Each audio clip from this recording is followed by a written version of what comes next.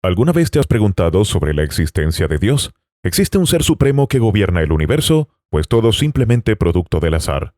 Son preguntas tan antiguas como la humanidad. Filósofos y pensadores han debatido sobre esto durante miles de años. Bienvenido a un viaje intelectual fascinante. En este video descubrirás las razones por las que las mentes más brillantes han concluido que Dios debe existir. Desde argumentos lógicos hasta evidencia científica, desde la cosmología hasta la filosofía, desde la moralidad hasta la experiencia personal. Prepárate para un recorrido minucioso, respaldado por explicaciones claras y presentado de manera concisa en tan solo unos pocos minutos. Comencemos.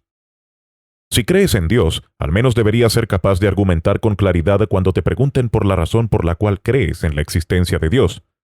Afortunadamente, muchos cristianos y filósofos han estado respondiendo esta pregunta durante más de 2000 años, y estos son los argumentos principales que desarrollaron para dar sus respuestas.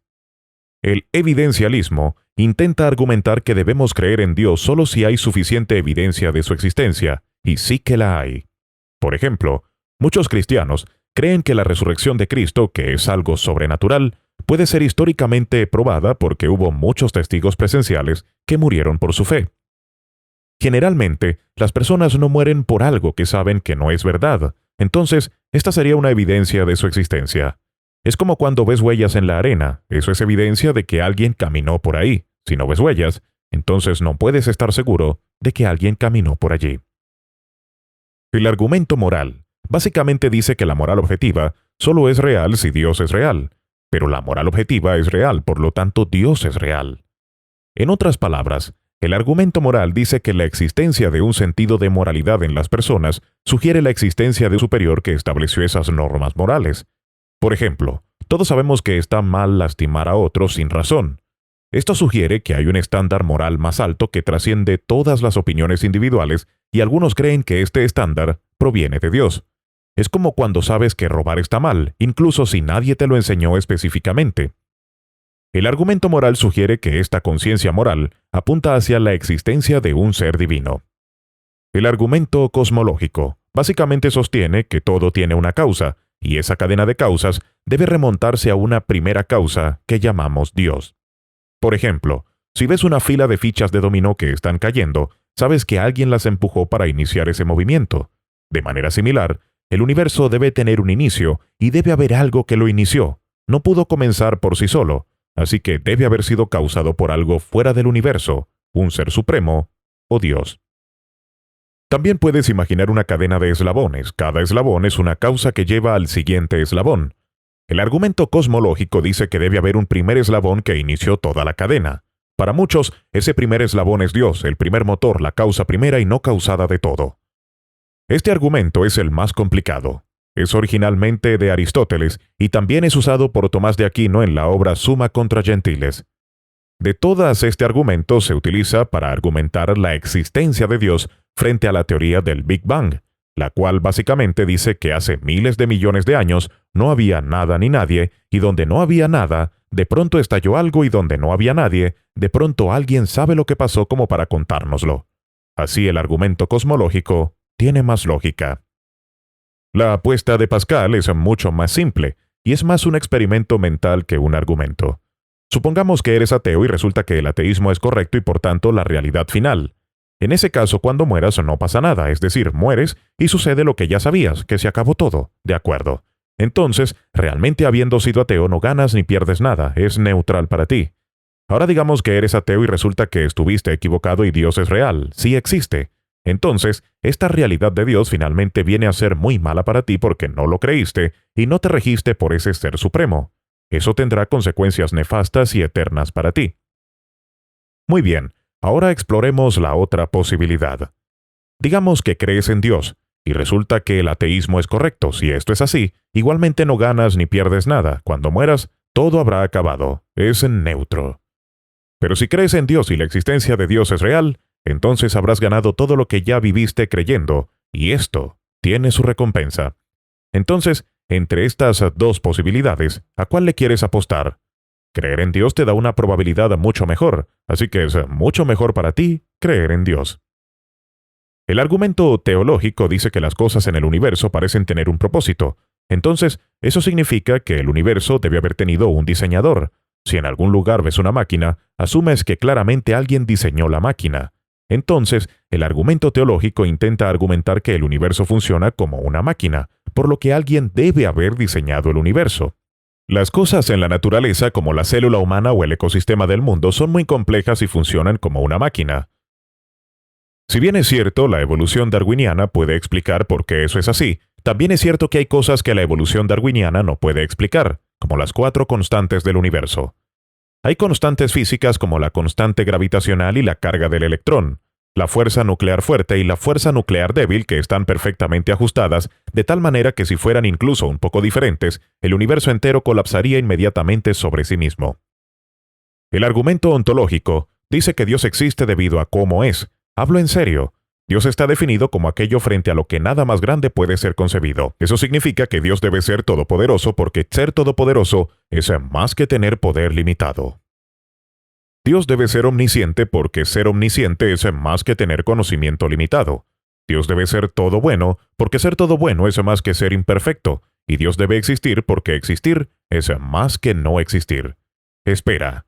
Solo porque podamos pensar en el ser más grande posible, no significa que realmente exista.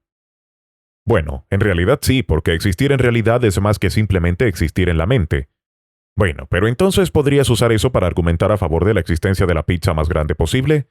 En realidad no puedes, porque la definición de pizza implica limitaciones como un tamaño limitado y la capacidad de ser rota. Si tuvieras una pizza que fuera indestructible, eterna, todopoderosa e infinitamente grande, ya no sería una pizza, solo sería Dios. Básicamente, si tu pizza se vuelve infinitamente grande, se convertirá en Dios. El argumento ontológico es como imaginar el mejor pastel posible. Si solo existe en tu mente, no puedes saborearlo realmente. Así, el argumento ontológico sugiere que la existencia de Dios es necesaria para que la idea de un ser perfecto tenga sentido. También está el argumento de la experiencia personal. Puede sonar tonto, pero todos ven el mundo a través de la mente de su propia experiencia personal. Muchas personas están convencidas de que Dios existe, ya sea por eventos sobrenaturales que han presenciado, o por oraciones respondidas, o simplemente coincidencias en su vida. Así que esto es muy bueno para convencerse a uno mismo de que Dios existe, aunque no siempre es bueno para convencer a otras personas. El argumento trascendental básicamente dice que sin Dios nada puede tener sentido en absoluto. Hay muchas cosas que asumimos pero no podemos probar. Asumimos que la lógica funciona, asumimos que hay consistencia en el mundo natural, asumimos que la verdad existe, pero no podemos probar ninguna de estas cosas científicamente porque estas son las suposiciones básicas que necesitamos hacer incluso para hacer ciencia. Todas estas cosas tienen sentido si presuponemos una cosmovisión donde Dios existe, porque entonces podemos decir que todas estas otras cosas están fundamentadas en la mente de Dios, es decir, si hay una mente absoluta detrás, que es la base de todo lo demás. Pero si Dios no existe, entonces no tenemos justificación para las cosas que asumimos y todo simplemente colapsa. También está el argumento de la mente o la conciencia, que dice que la conciencia no puede ser explicada naturalmente. Generalmente, la explicación atea de la conciencia es que nuestro cerebro es solo una máquina biológica muy avanzada. Pero a diferencia de nuestras mentes, las máquinas pueden reducirse a sus partes. Ahora nuestro cerebro puede reducirse a sus células cerebrales, pero eso no es lo mismo que la experiencia de la conciencia. Por ejemplo, podrías encontrar una parte de nuestro cerebro que ve el color amarillo, pero eso no es lo mismo que la experiencia de ver la amarillez. No se puede estudiar la conciencia científicamente porque solo se puede observar la propia conciencia. Por ejemplo, no hay manera de saber si todos vemos los mismos colores. ¿Quién sabe? Tal vez el amarillo se ve así para mí. Para todo lo que sabes, podría ser la única persona que existe. Un solo átomo no es consciente. 2 átomos no son conscientes. Un montón de átomos no son conscientes. Incluso si tienes un sistema complejo, sigue siendo solo un arreglo complejo de átomos que no son conscientes. Entonces, ¿de dónde viene la conciencia?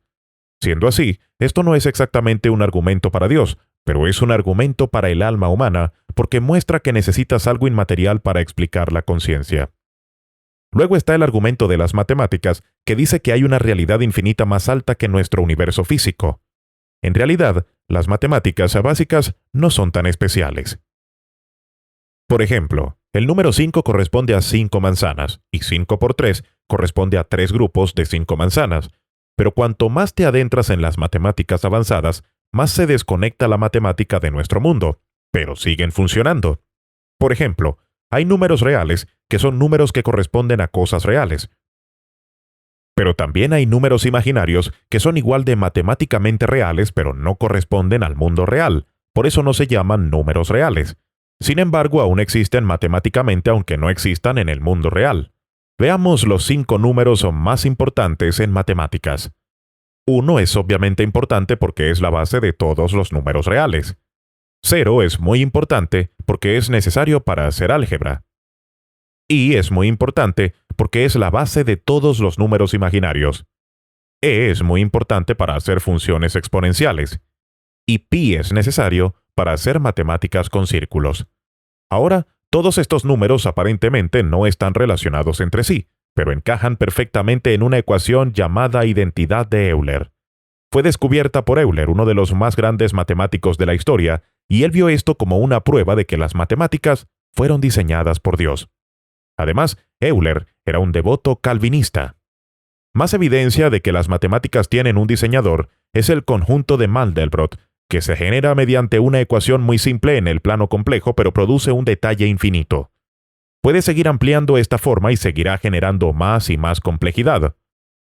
Aunque nadie diseñó esto, el conjunto de Mandelbrot es infinito y no se encuentra en nuestro universo, así que eso significa que lo que sea que lo creó también debe ser infinito y no de nuestro universo.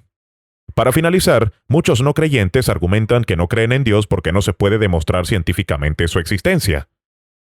Esto es curioso porque el método científico es fabuloso y sirve para muchas cosas, pero no puede ser aplicado en todas las ramas. Por ejemplo, no se puede demostrar científicamente que una persona está enamorada, pero eso no significa que no lo esté. En el ámbito de los sentimientos, el método científico no sirve, pero no invalida la existencia de los sentimientos. Otro ejemplo es la historia. No se puede demostrar científicamente que Alejandro Magno existió. El método científico no es bueno para la historia, por eso no es argumento en favor de su no existencia.